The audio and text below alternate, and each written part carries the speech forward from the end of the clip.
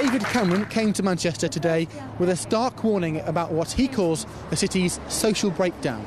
If Manchester has the fastest growing economy in Britain, it also faces some of the toughest social challenges. Manchester, like the rest of our great cities, is in some ways a two-tier city. The growing affluence here is offset by growing inequality. Mr Cameron claims Manchester is a divided city. He says while the city centre has boomed with record investment, other areas have become riddled with drugs, debt and disease. There is a great sense of optimism here. But you know what's coming? The word but. Because there is another side to the story of modern Manchester, and you know it better than I do.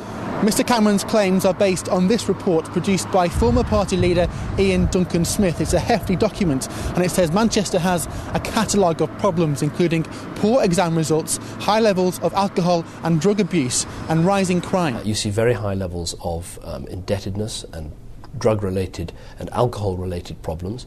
And in Manchester, you do see very big problems in terms of education standards. You know, just less than a third of children leaving school with 5 good GCSEs or better. That is just not good enough in this day and age, and we've got to have real change. It's like a tale of two cities.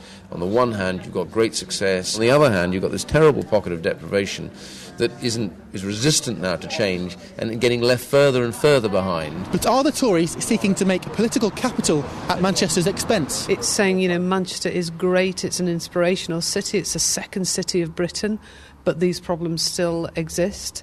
And there's no harm in admitting that, because if you don't admit it, it can't be addressed. The Tories praise Manchester as a truly international city, but they say we all need to face up to the problems on our doorstep.